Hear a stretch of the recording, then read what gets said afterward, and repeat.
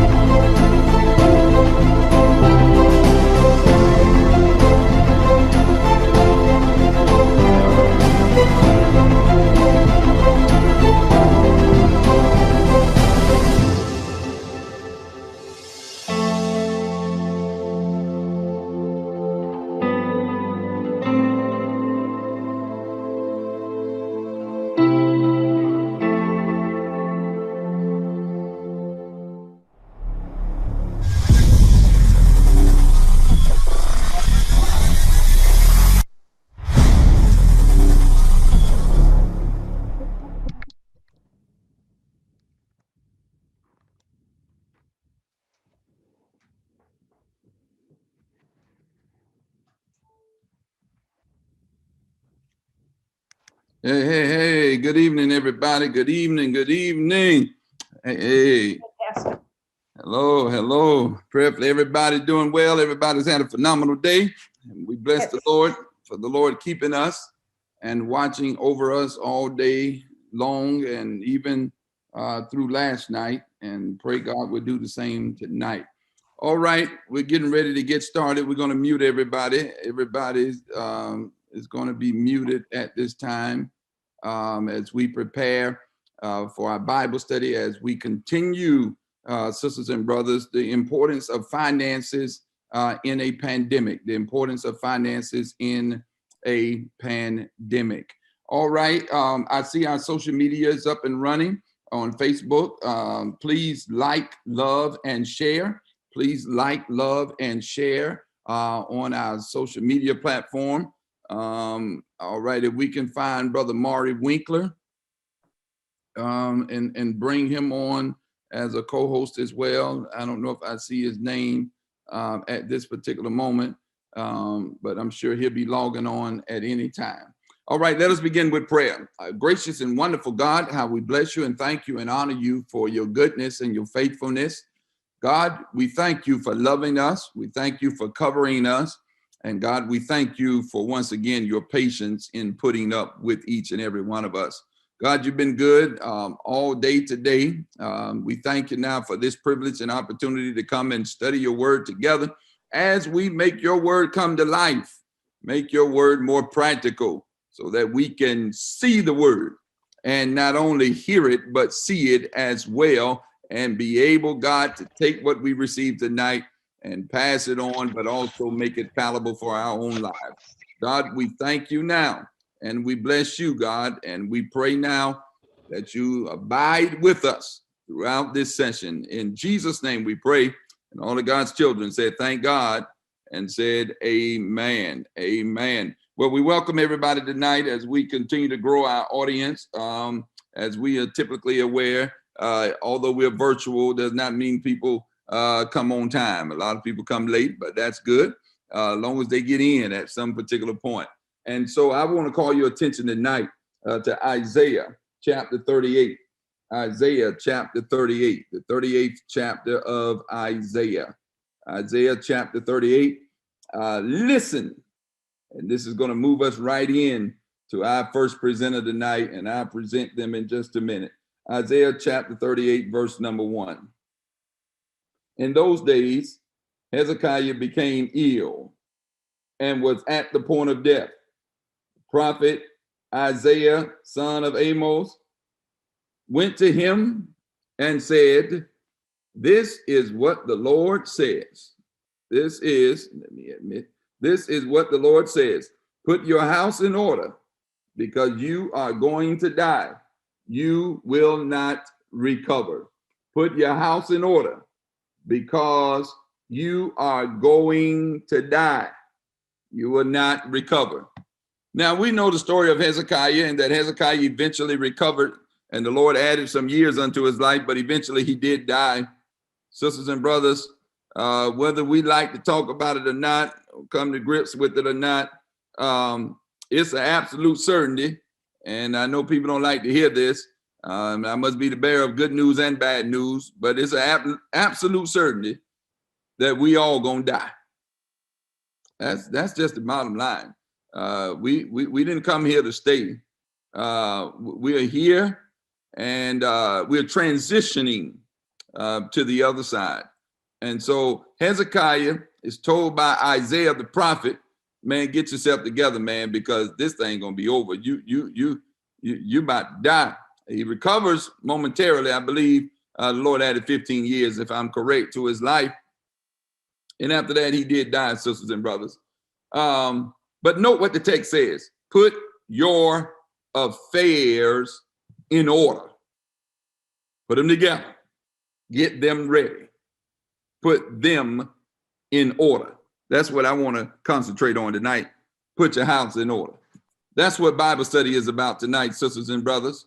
It's about you putting your house in order. Our loved ones, I've said this repeatedly and I'll say it again tonight, our loved ones should not have to bury us. Our loved ones, let me rephrase that, should not have to go in debt burying us. They will have to bury us. Somebody gonna bury you. But they should not have to go in debt to bury us. That's the reality, sisters and brothers. And part of putting the importance of finances in a pandemic is focusing on the aspect of, yes, budgeting involves also preparing for that departure. Budgeting involves preparing for that departure. Now, I'm not going to ask nobody to raise hands tonight and ask, do you have your affairs in order? I'm not going to ask everybody to do that tonight. But it is my hope, sisters and brothers, that by the end of this Bible study, that you will begin to take serious getting your affairs in order, just like you take serious your financial affairs in your house right now. So a part of budgeting involves preparing for departure. Having things in order in terms of personal items is also critical. Attorney Mark Winkler is going to talk about that. That's estate planning. That's wills. Ms. Carolyn Wiggum is going to talk about that other side of pre-need, of putting that money, preparing for departure. Let me put it in that, let me couch it that way. She's going to help you to prepare for departure, because departure is imminent and no one knows the day nor the hour that they shall depart from this place. I live by the phrase, sisters and brothers, I'm living for the day, but I'm also saving for the future. I'm living for the day, but I am saving for the future. Now, I'm going to do my best and to leave my children in good financial condition. I'm going to do my best to make sure my wife is in good financial condition. One of the reasons, and you'll hear more about that in the coming weeks, but one of the reasons I felt the need to have my own house with my own name on it is because I know the history of the Black church. And most times they'll put that wife out in 30 to 60 to 90 days. And I didn't want none of that ever happening. I live every day to the fullest because I don't know what's going to happen tomorrow. And so tonight, hopefully you gain from this how to prepare for that departure. Planned giving, philanthropic giving, planned giving. Planned giving is, in essence, who do you want to bless on your way out? Or who do you want to bless while you're gone? Because your money will live on. Let me come back this way. You can't take that money with you. You do know that, right? And see, this is when I miss the church, because we are call and response church, and usually y'all will be talking back to me right now. You do know, I don't care how much you got or how little you got, you can't take none of it with you. They can throw it in the casket all they want. I'm not even going to tell y'all the story today about the man that talking about giving me all my money, and the wife gave it all to him. They say, you crazy to give him all that money. I mean, it was millions of dollars. And she says, I'm going to give him what he asked for. And she wrote the check and she threw it in the casket. And she says, if he can cash that when he get to where he's going, he can have all his money. But I don't think he's going to be able to cash it when he get to where he's going. In other words, sister girl is going to live good off that money. And so that's what I'm trying to help y'all with tonight, sisters and brothers. Planned giving. Who do you want to bless on your way out? Now, the other race does a phenomenal job of blessing their churches. If you go look at United Methodist churches or Church of God churches, and where white churches are Baptist, you see buildings with people's names on it because they have left millions of dollars for that building to be built. Or they left enough money for that building to be built. We have to do a better job of that in the Black community, of what we call planned giving. That's making sure the church is mentioned in your will. You can't take it with you. We receive funds almost every month or quarter from members that are gone from here because they did planned giving. And so their estate sends money every month or every quarter to St. James. Though they die, yet they live. That's scripture. Though they're gone, yet they live. And they live in our hearts. And through their memories, through their giving, we're able to remember them as we continue. I had a member who's going on to the other side, leave a gift to the church not too long ago, a year or two ago, left a gift to the church in the amount of $95,000. $95,000. Cashier check. Boom. Laid it right there on the desk. $95,000. That's what you call planned giving. And so, sisters and brothers, tonight, I'm going to turn it over now to the one and only Miss Carolyn Wiggum. There ain't but one Carolyn Wiggum. There's only one, sisters and brothers. And so we're going to present her tonight, and she's going to take us through the pre-need and planning for departure part of making sure everything is in order and your family don't have to cut the food because they can't find the money in order to pay for your home going, and you ain't got to go in debt. See, because in the old days, they used to let you owe the funeral home. You ain't owing no funeral home no more now. You got to pay your money up front because the cemetery ain't taking no IOU. That pot got to be paid for. My daughter said to me, Miss Carolyn, the other day, I was talking about, going home one day. I said, now I'm going to live long enough to see my grandchildren get grown and all that stuff. All of us do. That's a dream. And that's my hope. I said, but I want to be in a mausoleum. I don't want nobody on top of me, and I don't want nobody under me. I want to be in my own mausoleum. Lay me out. I'm going to leave you the money. And she talking about, man, what if I can cremate you? I can save you that money. I say, I get up out that casket and take you in the casket with me if you do that. And so that scared the living daylights out of it. I want a oak, what is it, Kyla? Cherry oak wood casket. I think that's about, that's top of the line. So we ain't talking about no $1,500, $3,000 casket. We talking about $10,000, $15,000. And I want you to lay me out, put me in some nice sneakers or nice dress shoes, put me in my best suit. I ain't gonna need it when I get to where I'm going, but make me look good. And then there was a funeral the other day, and the funeral, Frank Smart funeral, it was a little too long for me. And I said to my wife, if it's over 75 minutes, I'm getting up and telling y'all I'm gone. I'm gonna go on and get Wiggum or whoever got me, take me into my mausoleum, let me go on in my little rest, and I'm out of here. See, y'all don't talk like that because you think you ain't gonna die. I'm playing in mind who on the program, who's speaking, what they singing, all of that. I'm done. All right, Ms. Carolyn, take us on. Thank you, Pastor. Can you hear me? Yes, ma'am. Hear you well. All right. Thank you so much for this opportunity. I'd like to begin by saying that I hope the information that I pass on to you all is information that is helpful as well as informative. Are you all still there, Pastor? Yes, ma'am. Still here. I prepared a chart. I don't know whether she has it on yet. Hold on. Yeah, Melissa has it. It's coming up. Okay, 1 second. Very good. One of the things I just want to highlight, some things that Pastor just said. In my years of being in this career, I've never seen a Brinks truck following a hearse. I've never seen a truckload of money following a hearse to a cemetery. But one of the things in talking about what I chose the topic of is a puzzle, is that we, and I include myself in this, make major decisions in our lifetimes. We decide what schools we're going to go to, what colleges we're going to send our children to, how to buy a house, what house we buy, the car, where we shop, where we worship. We plan our vacations, we plan our birthdays, we plan our anniversaries. But what we never talk about is your transition.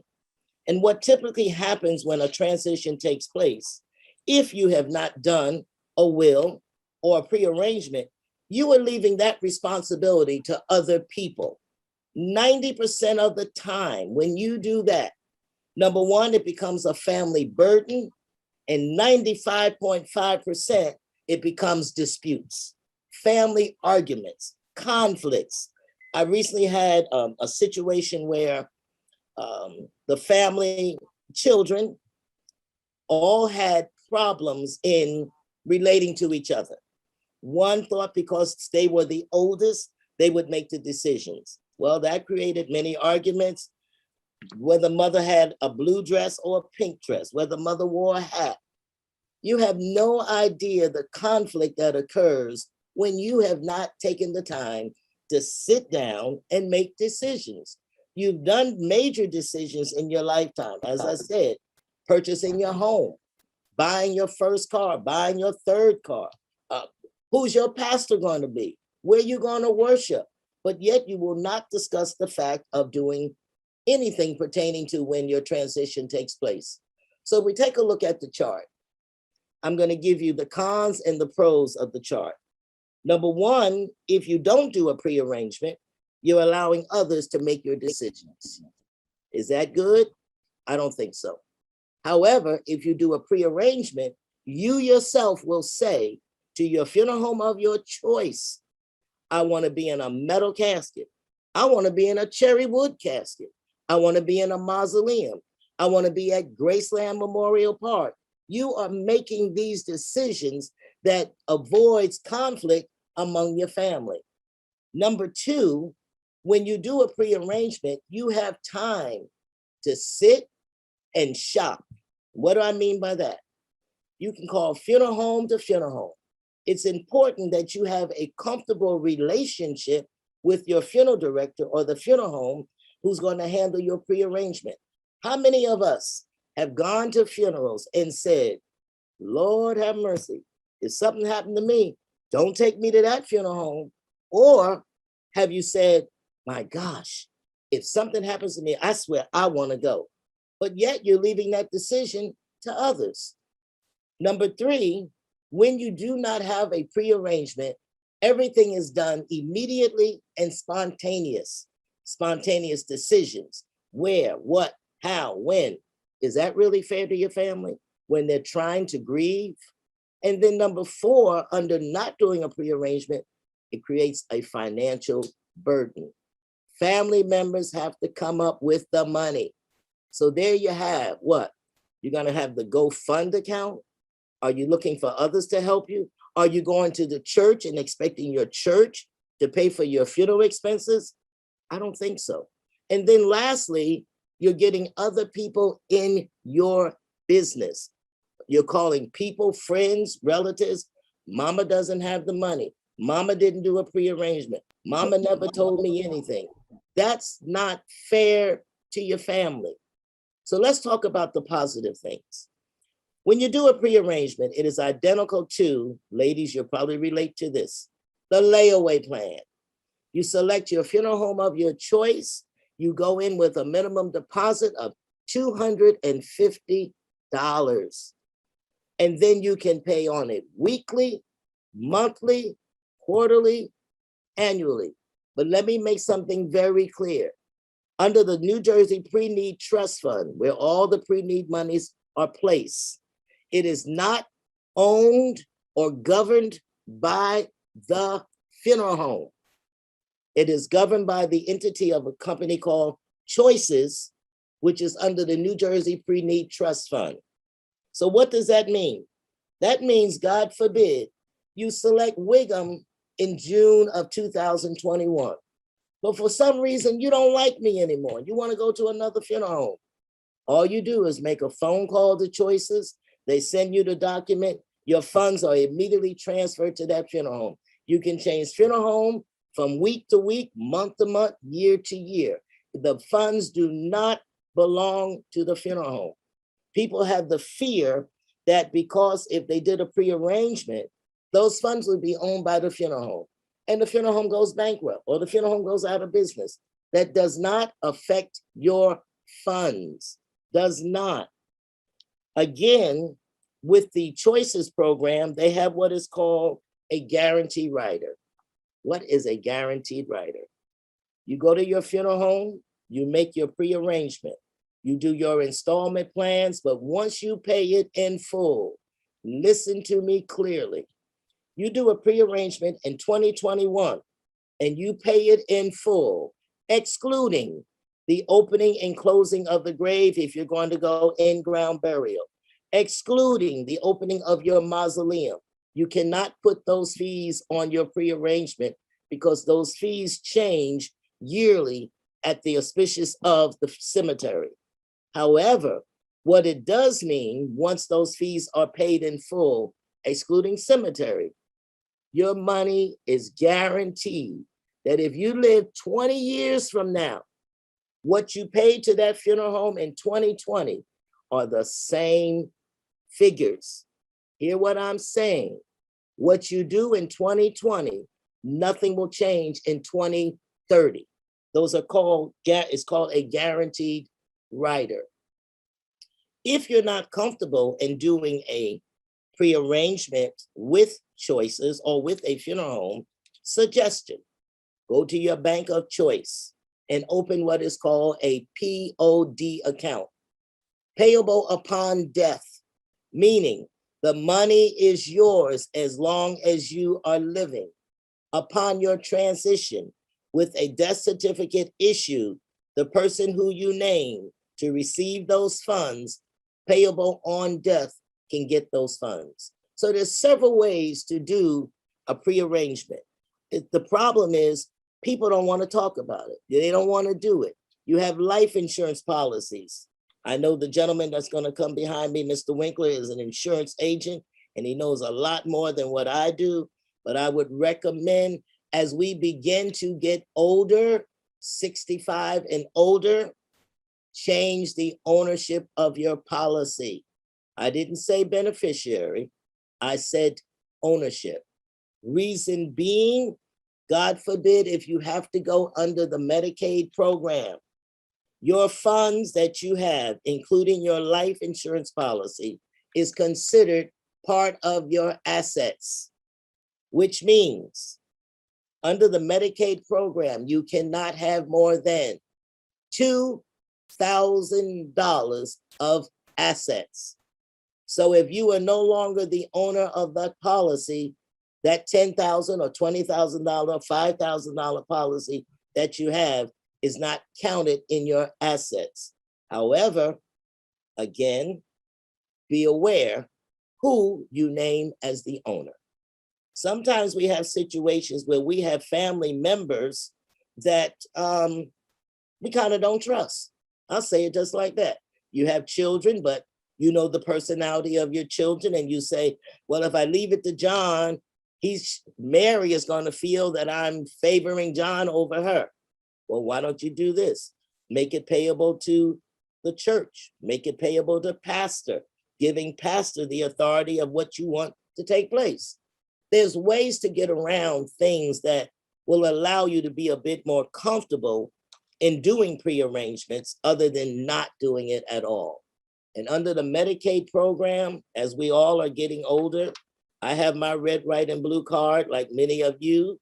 You got to start taking things out of your name, because to qualify for Medicaid, they look back the past 5 years, meaning they want 5 years of every bank statement that you have for every individual bank. Why? The state is looking for your assets. They want to know if you're going to go under the Medicaid program. They don't want you having anything in your money, in your pocket, that you can use for anything else while they're trying to take care of you. And under that would be an irrevocable prearrangement. You can only do an irrevocable prearrangement when you're going under the Medicaid program or going into a nursing home. So I've said a whole lot. I know we're under limited time, and I don't want to take up all the time, but I will say this. Under the Choices program, the interest rate is 1.65%. That is the interest that you will gain on your money, versus the banks today are 0.50%. Any questions?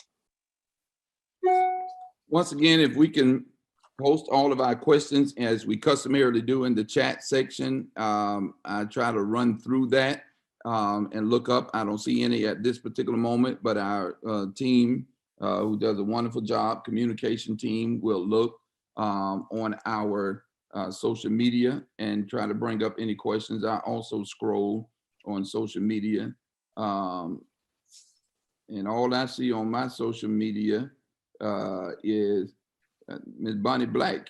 I guess she keeps coming back in and out. I see her name about 50 times. Hey, Bonnie. All right, good evening.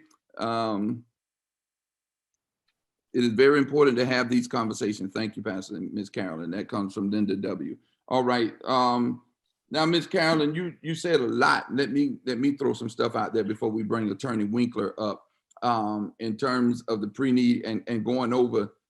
I hope people didn't miss the information about the state and how the state will come in and just about get their hands on all of your stuff and do just about what they want to do with it. Are you suggesting as a funeral home director that if you know what you want, you should come in and start making, like, looking at caskets. I mean, literally, it's not, it won't freak you out. I worked in funeral homes. Some people may say that messes me up, to go. My wife just said, stop using the name, the F word, freaky or something. I guess she don't like me using that language. All right, let me find another intellectual word to use. I guess it fears persons, cause person to be fearful. Have you had instances where persons have come in and started picking out the things that they will want and going over that with you? Absolutely, Pastor. I have pre-arrangements that go back to 1978. Wow. And they are still living. I do. I have pre-arrangements of people that are not even of elderly people. I have some pre-arrangements. A young lady, I think when she did it, she was 32 years old. The reason being, she has no children. Her parents have predeceased her, and she wants to be sure, God forbid, that other people, strangers, don't come in and make her pre-arranged or make her funeral arrangements.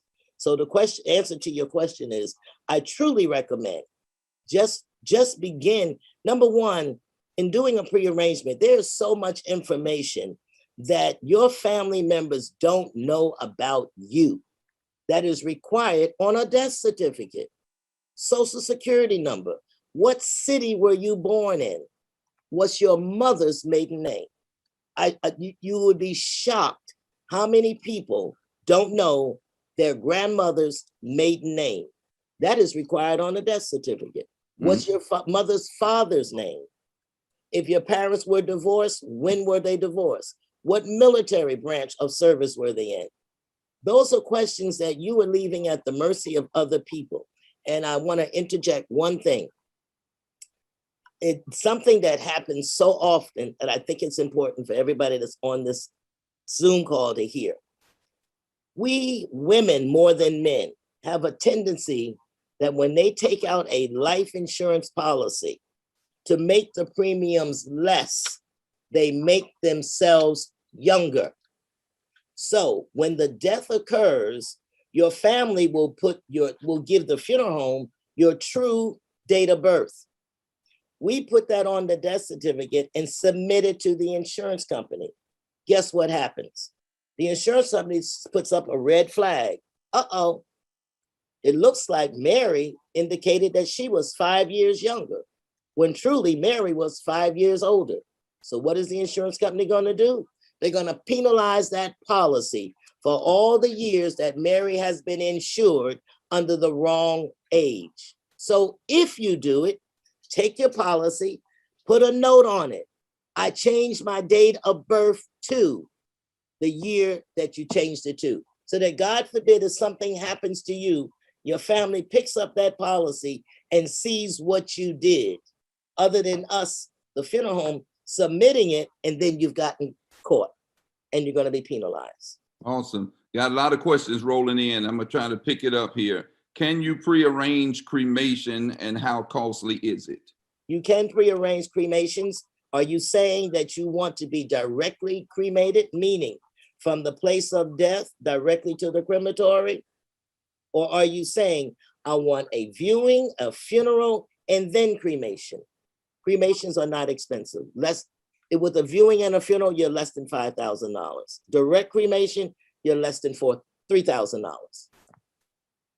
All right. Next question is, are you saying if you presently have a policy for over 10 years, you should change the company only for Medicaid people? That's No, social media. No, I'm not talking about changing the company. I'm changing the ownership. Let me give clarity. Okay. When you take out an insurance policy, you are the insured. If you are the insured and you're making the premium payments, you are the owner.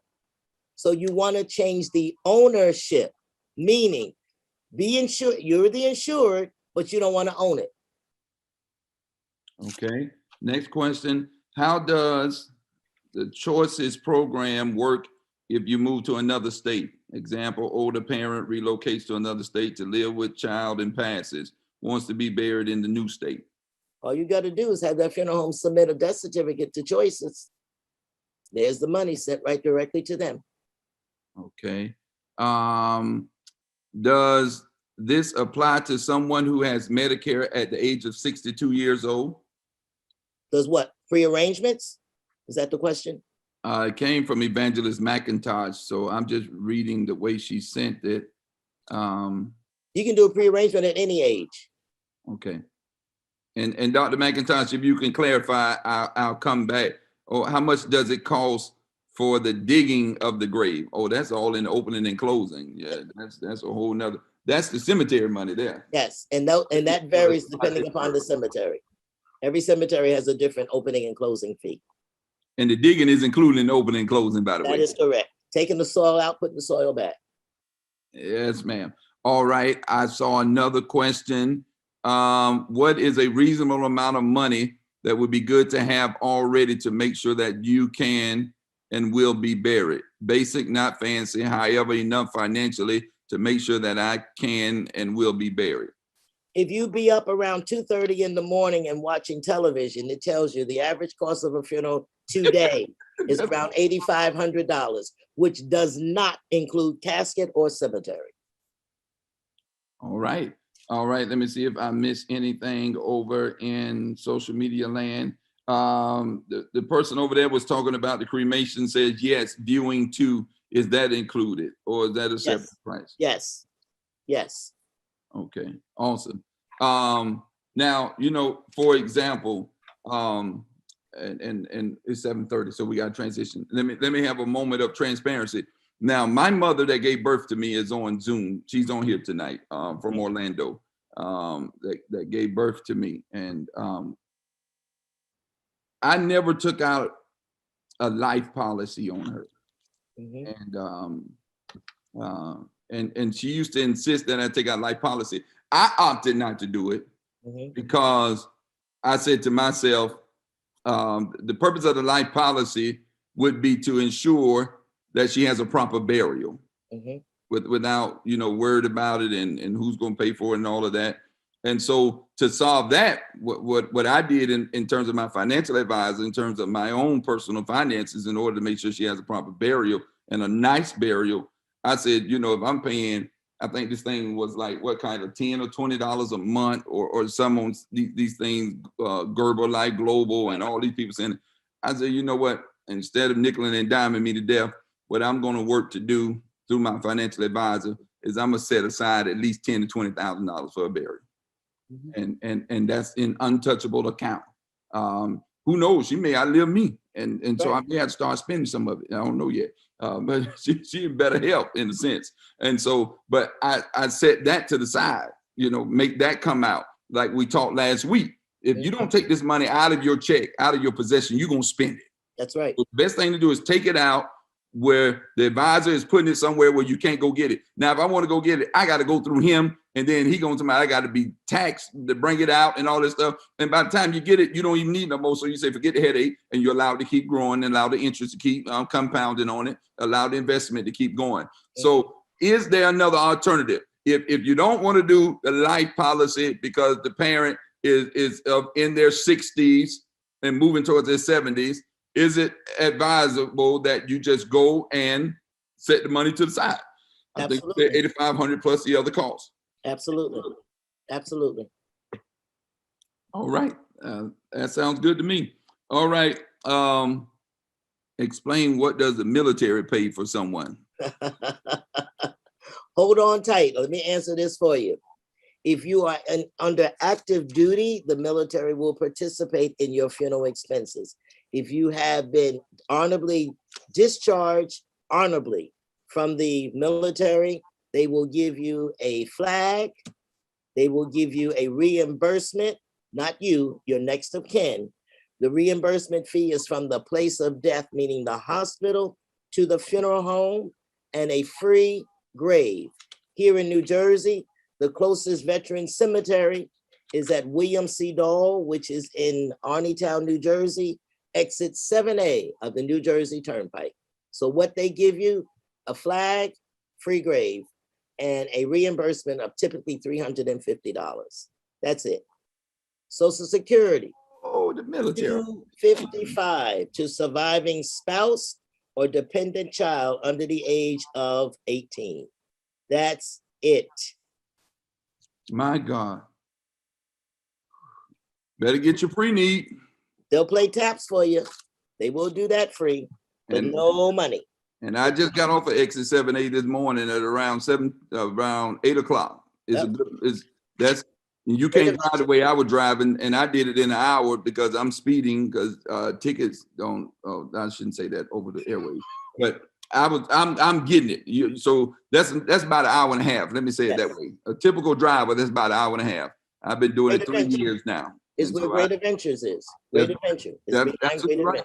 7A. You know, you got 8A, you got 8, and then you got 7A out the New Brunswick. 8A, 8, 7A. That's a long way to go. All right, let's go. Thank you so much, Ms. Carolyn. Stay on because we'll come up and wrap this thing up in a few. We're gonna bring on Attorney Maury Winkler. Attorney Winkler is coming on now, and he's gonna take us now, sisters and brothers, to deal with this estate planning and wills and all of this stuff. Attorney Winkler is my attorney, and I'm proud of it.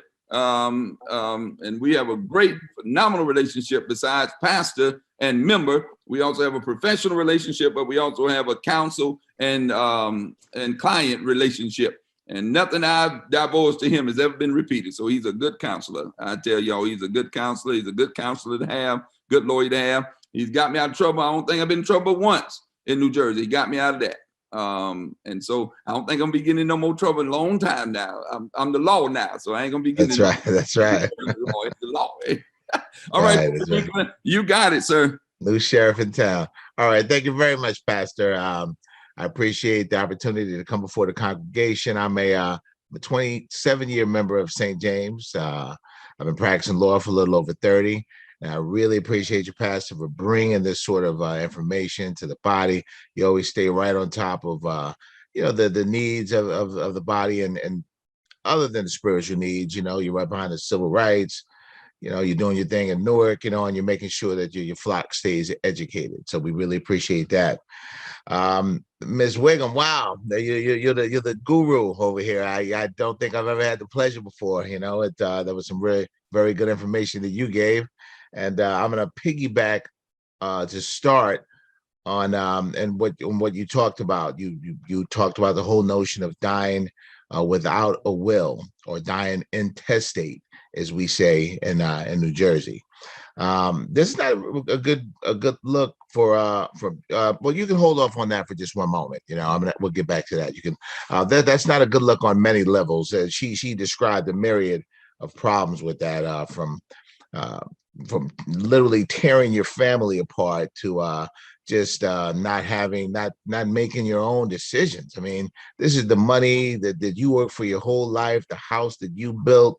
You don't want to just leave that in the hands of the state, because let me tell you, they do have rules for what happens when you die without a will. That if you have a simple family, like a husband, a couple kids, husband, wife, couple kids, that could possibly work out. The wife would take a portion, the kids would divide evenly, that sort of thing. But that's really like a very just a very good way to plan things. You want to be involved in those decisions. Like she said, what if one child is doing a heck of a lot better than the other children? Maybe you want to leave a little bit different amount to that child. What if one child is say handicapped, has some kind of special needs? What if one child, God forbid, is some kind of crackhead who just the money's flying right through their heads, and you can't trust them with the money?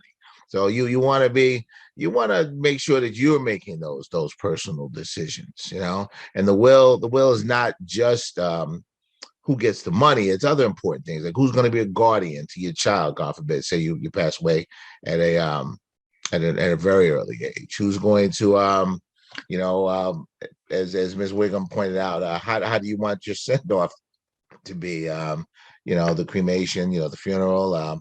What happens during dependency? Healthcare directives. We'll get into that a little bit. Do you want to be resuscitated? Or do you want to just naturally go on your way? Or do you want them to try everything, and you don't want that money grubbing wife to just say pull that plug on you too quickly? These are decisions that you have to that you want to be able to make yourself, as opposed to just leaving them to chance or leaving them in the wrong hands. What you say? Yes, No, yes, yes, go on, pull that plug. Let that Negro go. let him go. Let him go. Got a plane to catch over here, you know? Right. But no, that's no one on this call, I'm sure, though, All right. Yeah, also, when you die without a will, like I said, you have the basic way, the basic distributions. But what happens when you have a more complicated family? Say you have a stepchild, or maybe even a child outside of the marriage, or their cousins, uncles. What happens if there are no there's no spouse, no children? It goes up. It starts going and sideways. It goes to your siblings. It goes to your parents, and and people are getting in, they're having to prove who they are and that they're really related. It's just a mess when you don't have a will. So much better to have the will. You got your name there. It's read, and they're just let's see what other reasons. When necessary. Oh, yeah, and also there could be tax implications, and you could avoid paying unnecessary taxes. There are all kinds of exemptions for inheritance taxes in New Jersey. And it's better just to get it smoothly like that. When you have people, who are coming into court and are making claims, and they wind up taking money other ways, there could be different tax implications, and it's just much better advanced planning to do things well in advance, to follow up on Ms. Wigham's point too. Not even just last minute. You're doing it last minute. Maybe you're not in your best health state. Maybe there's just one. You get one individual who's taking care of you and maybe can influence you the wrong way. It's better just to take care of those things well in advance. While you're in your right mind, while you're thinking carefully, correctly, and you avoid any last minute stresses that come along with poor planning. Now let's go ahead and jump into the first PDF, not the one on the surrogate fees, but just tips for just preparing well. I'm going to try and zip through this quickly. It's not that one. If we could do anything to clear that up, if not, I'll just sort of speak to it. To do a will in New Jersey is not as complicated as you would think that it is. It's just got to meet certain very simple legal requirements. You got to pick an executor that's going to be the most responsible person in your family, ideally, the one who's going to make sure that those bills get taken care of and the distributions are made to people. Hopefully, someone who's has sufficient assets themselves to maybe avoid posting a bond. You want to provide for your a guardian for your children if they're minors, and you want to go ahead and pick yourself two witnesses that you can get, that you're going to be able to get your hands on later to witness that will, and go ahead and get it notarized too. You want to take original copies. You want to take an original copy, one for your have one in your safe deposit box, keep one with your attorney, and give one to like that trusted relative.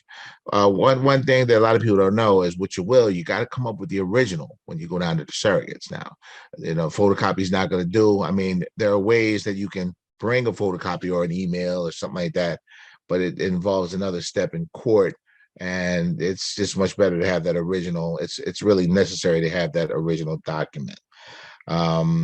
Now, there's other types of wills too. Now, there's that living will. We talked about. Ms. Wiggum talked about the making funeral arrangements, that sort of thing. There are other important things like talking about healthcare proxy, designating someone to help make healthcare decisions for you. Let's see, you want to tell doctors whether or not to artificially prolong your life, what type of drugs you're willing to take, that sort of thing. We talked about that a bit. Sometimes hospitals will have a document right there at the hospital. The social worker will take care of a lot of that, but you can pick, you don't have to be making last minute stress decisions. You can do those sorts of things well in advance. It's always better to plan in advance. Do you need a lawyer to write a will? You really don't absolutely have to have a lawyer, but if you have the means to do so, it's better to have a professional take care of it. You can fix your own car. You can fix your own car. You could be your own doctor if you want, but it's much better if you leave certain things to the professionals, and they'll make sure that your business is taken care of as efficiently as possible. How much does a will cost? You can get a will online, honestly, at like LegalZoom, Rocket Lawyer. Now, if it costs you about $100. They have step by step. You do them according to state, and that's much better than nothing at all. So, if nothing else, do something like that. They're surprisingly efficient documents. They come with a little worksheet that you fill out first, and they tell you how to put it together. So if you don't have an attorney that's advising you as to all consequences from each little decision that you're making, if nothing else, pull yourself one of these offline. They're perfectly fine. They're valid. You get your 2 witnesses, you get them notarized, and they're legally binding, just like any other will would be. Yeah, you have to sign your will. 2 witnesses over 18 years of age. You can get it notarized if you really want to. It's get it notarized. That way, there's going to be no question. It's better to have them notarized. You don't have to register the will. They really don't get registered until the person dies. Some people like to file them in advance just to safeguard against any foolishness. You can change a will at just about any time. Now that's a bit of a double-edged sword. You could take a will and just totally write everyone out of it if you want. It's recommended that you make these changes when big things happen in your life. Say you get divorced, you move, something changes within the family structure. Someone does develop a drug habit. These are going to be times when you're going to want to update your will, that there's a special needs situation to deal with. We talked quite a bit about what happens if you don't have that will. Now I don't know if I said this, but the most horrible nightmare of not having a will is if you don't have any identifiable relatives or relatives who step up. That money will escheat. It's called escheat to the state. Then you would have wished. I wish I gave that to St. James. I wish I left it anybody, but rather than just give it to the state for them to use randomly, however they're going to use it. St. James family, do not let that happen. Make sure that you have a will. Spend a little bit, on if nothing else, on an online will. Do not allow everything you've built in your life to just be given to the state for them to do whatever they want with it. That's absolutely the worst thing that can happen. It's worst case scenario. Yeah, and the will itself is a very straightforward document. It's simple. It can be a couple of pages. You identify yourself. You include a declaration where you just state in your legal age that you're sound mind and mental health, and that the document represents your final wishes and supersedes all other wills and codicils. List of all the family members or the other beneficiaries that are going to be covered under the will. You can make it very specific or very general. Identify a specific piece of real estate. You can say, I want my big nugget ring to go to this person, my China collection to go to this person. You can set up a trust. There are all kinds of very specific requests that you can make, but the idea is you want to just say who's going to be getting what. You want to appoint an executor. As I indicated, you want a nice, responsible person, someone who's not going to be looked at sideways by the rest of the family. Obviously, someone that's respected and trustworthy in the family. Identify those bequests and provide for the minor children. You don't want to leave that up to some judge or a social worker. You want to make those decisions. If there's no other spouse to deal with that, and write that will. They say as if you're going to pass away tomorrow. Take into account what assets you have now. Do it like it could happen at any moment. Be as thorough as you can with it. Seek out professional guidance. A lot of times, if you don't have an attorney, you can ask a couple of questions. and don't write on it after it's signed. You know, it's a legal document. You can invalidate a will by doing stuff like marking it up and writing and putting pictures on it and all that sort of thing. So you know, in short, you know, there's something there about social media these days. You know, that's another evolving element of wills and estates. Some people put someone in place to close out all their email accounts and media accounts, their Zoom accounts, so that, you know, you don't have ghosts Instagramming and tweeting to people, you know. And that's basically what I wanted to share with you. So hopefully it's been helpful and entertain any questions. We got a few questions here. Okay. I'm going to work my way around from social media back to Zoom. Okay. One individual just asked a question. One of my witnesses died. Should I write a new will? This happens. If you can, yeah, I would say yeah. Okay. Another one, will versus beneficiary. Which one trumps? Which one? Oh, I'm assuming you're talking about an insurance beneficiary. That's pretty much going to trump everything. They're going to send that check to whoever is on that beneficiary list, if that's what you're asking. Okay. Yeah. All right. And one person asks, if someone is the executor of an estate, why do you still have to go to court to collect certain funds? It's not so much that you're going to court. When I think of going to court, I think of an adversarial sort of setting. You're in a court building. The surrogate's office is downtown in that the old courthouse, but it's more so you're going to just to make sure that everything is orderly. It's not necessarily an adversarial thing where you're fighting anyone. You're just writing it all down and putting it in legal fashion. Think of it that way. Okay. Someone is asking for your information, contact. So Melissa, someone, if we can type that in the chat, or Attorney Winkler can type it in the chat before we get done tonight. Oh, well, yeah. Question about property. If you want to leave your house to a family member, should you put, we can bring that back later, you all, because whoever did that removed my whole question. Let me go back.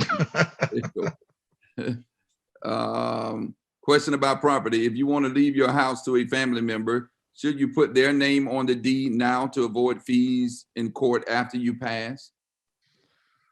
That's a very good question. Now, depending on how that deed is written, it's automatic. You don't even need a will. You can have tenants by the entirety, and on when you first purchase the house, or when you assign it to someone, and you can avoid the whole. It's an inter vivos gift. It's a gift. I'm sorry. You're saying they're asking what happens when a person dies and they want to put the name on the deed ahead of time. Yeah. You can, in short, you can do that and avoid the need to have the will. It's more of an automatic process. Is the short answer to that. Okay. All right. This person asks, after someone passes and you're not able to immediately reach certain family members included in the will, how long does that remain in effect? If you're not able to reach the family members? In a reasonable amount of time. This is coming from Facebook. Honestly, I don't have an answer for that. I mean, usually people are out of the woodworks pretty quickly when you ring that dinner bell when there's when there's money like that. But I mean, I suppose that eventually there'd have to be some kind of court action after a sufficient period of time to say, look, we can't wait on this person forever. They could be dead. We're going to divide it up, you know, the rest of the beneficiaries. I'd imagine there'd be a court proceeding, you know, to resolve that if it ever came about. I don't have an answer to you off the top of my head for that one. Okay. Will versus a trust. Mm-hmm. Which one?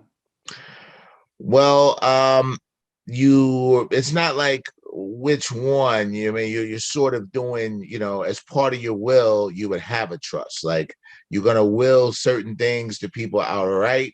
Like this happens when I die immediately. To this person, maybe they're a kid, and you have to set up a trust that they don't get it until they're 21. They're still beneficiaries under the will. The two would sort of work hand in hand. Okay. They're beneficiaries, but you have to give them their money in the form of a trust. And the question is asked, isn't it true you should never make a minor your beneficiary? I don't know about that. I'm not a lawyer. No, you can do it, but you put it in a trust for them. That's all. That's right, because they can't touch it till they get 18 anyway. Pretty much that's where they do that. Yeah. I have my kids as beneficiary on certain policies, especially ones for them. If you don't have a lawyer, who is a specific person to reach out to for a will? I think you gave that earlier. About Right. Just go out online, the Rocket Lawyer, LegalZoom, those are pretty good sites. If you accumulate additional assets after you've written the will, can the will be updated? Yep, change it right on up. Change as many times as you like. Don't get crazy with it, but there's no prohibition with changing that will or updating the will. Okay. Do you handle probate cases? Not so much the litigation. I could definitely assist in probating the will, but if you're talking about getting into a fight with the whole family, nah. There are attorneys who specialize in that. No, not the litigation, but yeah, I can assist with the probating of a will. Yes. And somebody's asking, can you talk more about trust? Well, I mean, you could trust take all kinds of forms. I mean, they could be totally complicated. They could have contingencies. I mean, you've seen crazy movies like Brewster's Millions and stuff like that. And people have all kinds of wacky little nuances that they put in trust. This doesn't happen until you do this, until you get right, you learn how to be right, or you can make it condition and give it to people in increments like 2,000 a year, 5,000 a year. There's really no limitations with trust. You can make them as complicated or as simple as you like you like. Okay. These are some of the same questions between these two persons. Does the executor of the estate have to pay bills out of their pocket if the person doesn't have enough money upon death? No, absolutely not. Okay. Next person asks, was the debt unless they're mismanaging the estate and you get caught just misusing the assets, that sort of thing, that happens. But no, you got no personal responsibility. Okay. And that answers the other question about debt, responsible for the debt. All right. Someone asks, are you accepting new clients? I know, and they ask the attorney fee, but we don't give that out over the air. Right. Are you accepting new clients? Absolutely. Yeah. Give me a call anytime, and generally speaking, St. James, I'm not charging you to talk. So feel free to call whenever. Okay. And the information, well, don't say that now. You got to make I mean, I'm trying to be within reasonable limits. Within reasonable limits. Yeah, the pastor don't charge you to talk, but the attorney is a whole different story now. All right. If you have, and this is from Mark Winkler. Is this someone related to you? Yeah. If you have power of attorney, but no will, could the state still assume property in this scenario? Yeah, the thing is with that power of attorney now, everyone, now don't get the two confused. You can have power of attorney.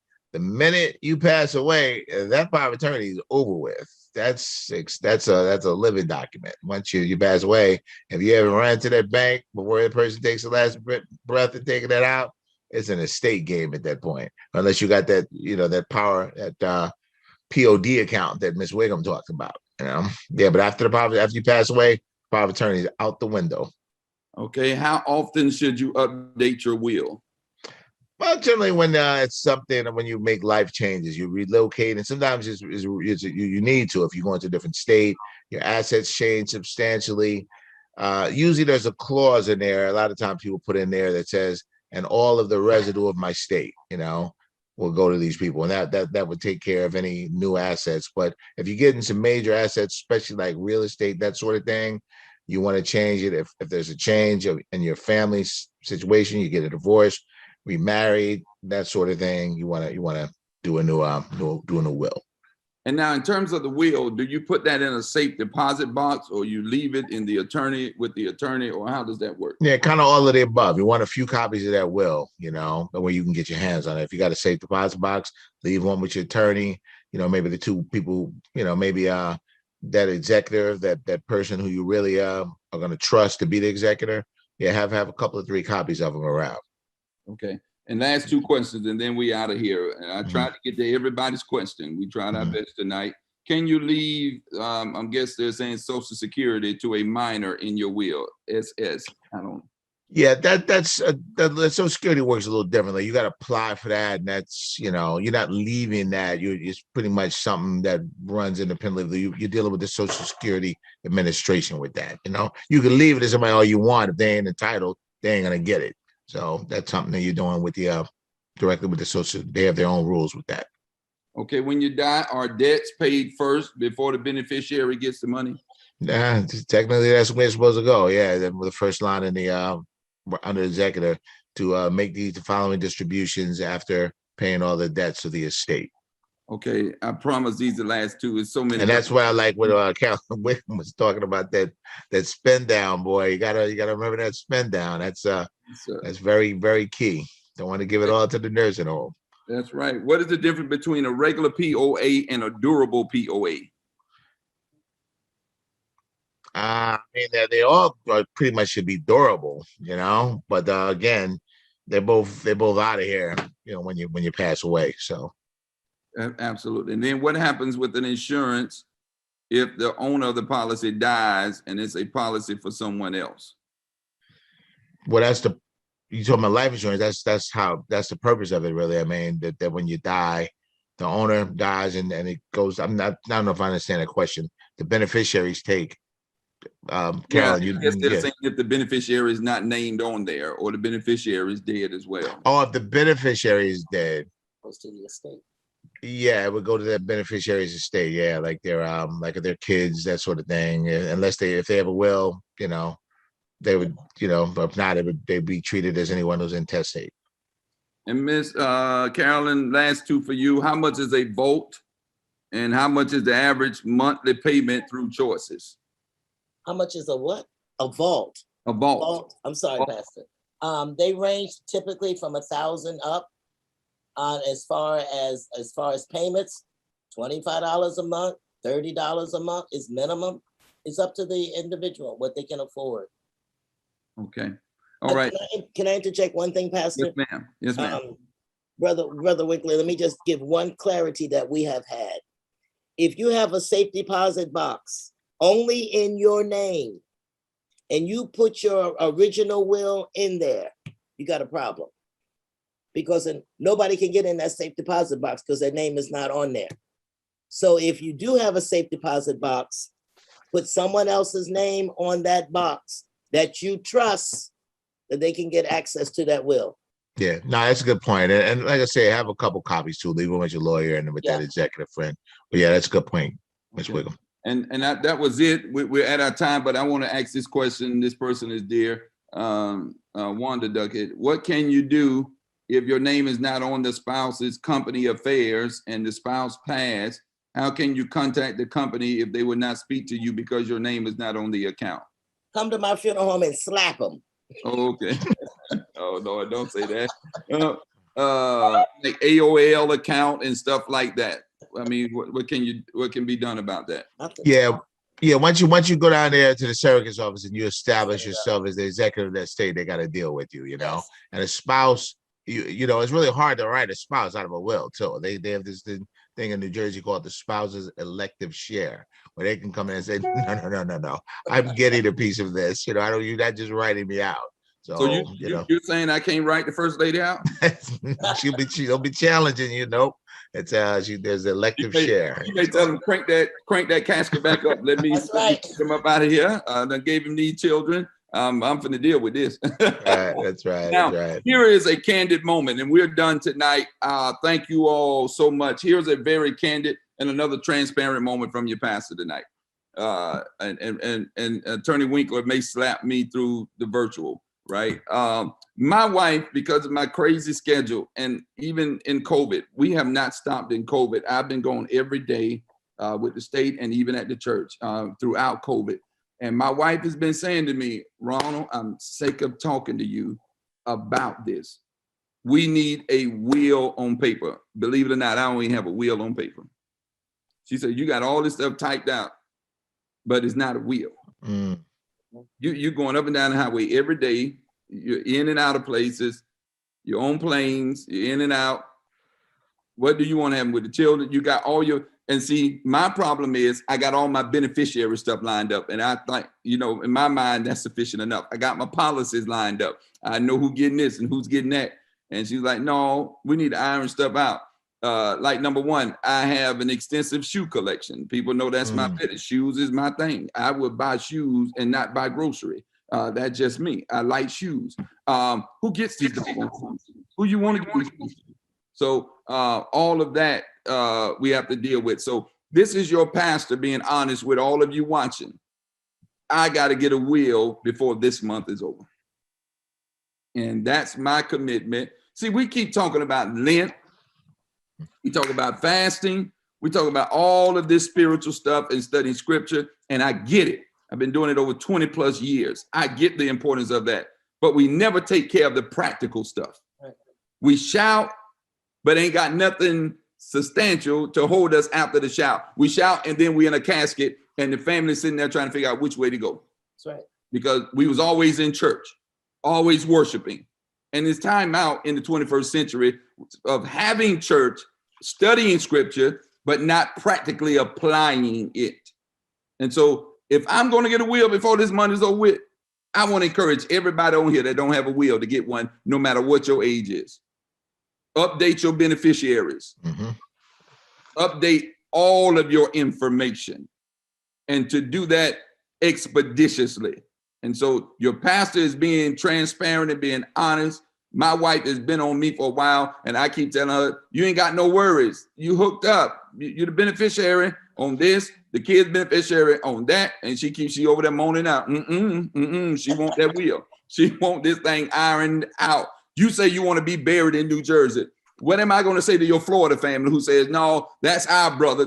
We want him back in Florida. I ain't got time to be fighting that fight. I need them to be able to see, hey, he said he wanted to be in a mausoleum and he wanted to be over here off of Parkway somewhere. They wanted the mausoleum back up in there. And that's where I'm taking him. If y'all want to come see him, that's where you got to come see him and come visit him or whatnot. So I want to thank y'all tonight because people don't realize this was a vision of the pastor to have these things in January, February, March. Next month is your body. So I'm going to have physicians on. I'm going to have OBGYNs on. I'm going to have heart cardiologists on. I'm going to have the best of the best because I'm sick of going through Lent and coming out of Lent and we ain't got nothing together. We ain't got nothing. We spiritually good and that's good, but practically and realistically, we have to go over there and sit at Wiggum and try to bargain on how we going to pay for the funeral bill. Because we spiritual. Oh, we spiritual. The Lord going to make a way. Yeah, he going to make a way all right through your pocket and your checkbook or whatever on her desk. That's the way that's got to be made. And that's the way it's going to be made. So Attorney Winkler said he's taking new clients. They come on and without charging me because that's pastor. This is St. James. We're going to do it out of the generosity of our heart. Everybody that's come on here. And so I want y'all to take advantage. Let's build it. Let's get our wills done. Let's update them no matter what our age is. I'm telling you, it's 8:08 and I got to go. I'm telling you, it's an absolute certain your behind going to get up out of here. That's the best way I can put it. And I'm going to get up out of here. We ain't going to just keep singing some glad morning when this life is over. No, one day it's going to be your funeral. And they're going to be singing that song. And that's a reality for me. And I wrestle with death because it's the end. There's nothing beyond it. There's nothing beyond that veil. And every time I think of it in that context, my meanness goes down a level. My assuage, I talked about that this morning, goes up a level because I realize this thing is ticking. Me and my brother just had a debate. We were writing down stuff, going back and forth. And I kept telling him, hey, save it all, big bro. Just cut me in the wheel. Because if you don't spend it, I'm going to spend it for you. Leave your wife all she needs and leave me a piece because I'm going to help them. I'm going to live in your absence. And we tease each other like that. But it's realistic, sisters and brothers, because life is coming to an end. So we had to talk about this tonight. You all braved it. I want to thank you so much for coming on tonight. Let's come on, give a virtual hand clap to Sister Carolyn Wiggum and Attorney Mark Winkler. Come on, let's thank them for their time. Their information is in the chat section. You look in the chat section Attorney Winkler information is there. You may have to scroll up because it was quite a few questions. Wigan Funeral Home, y'all know where that's at, right? Next door to the church. And Attorney Winkler is on Eagle Rock Avenue, Suite 307, West Orange, 973-403-0433. It's in the chat section. So y'all hit them up. Let's get these wills done. Let's get them executed. All right. The Lord bless you all, and the Lord keep you, and the Lord allow his face to shine upon you, and the Lord be gracious unto you and lift up his countenance before you. In his name, amen. Amen. Good night, y'all. Come on, let's unmute everybody. Good night, everybody. Good night. Night, James. Good night. Good night. Good night, everybody. Love y'all. Good night. Good night. Good night. Thank you. Good night. Thank Good you. night. Thank you so much. Very good. Wonderful information. Thank you. Thank you so much. Very informative. Very informative. Well done. Very much. Very informative. Hello. Hello. He's on the thing now, see? All right. Good night, all. Good night, night, everybody. Good night, everybody. There's information on the screen. The information is on the screen. About 15 years. Hi, Sam. Hi, Phyllis. Hey, Sam. Hey, Hey, Auntie Phyllis. that's right. Hey, Sam. If we can put the information back on the screen, if we can let's put the information back on the screen, please. Hey, Shane. Hey, what's going on? Same old stuff. Hi, Linda. Hey, Josephine. What's going on, Doc? Hey, Hey, sir. Auntie Phyllis. Wait, we went by it. 973-47. They trying to put it back on. They trying to get back to it. Uh-huh. I think they come. There it is. There it is. There it is. There you go.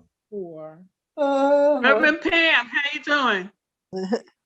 Hey, that's right. Stewards, trustees, finance committee.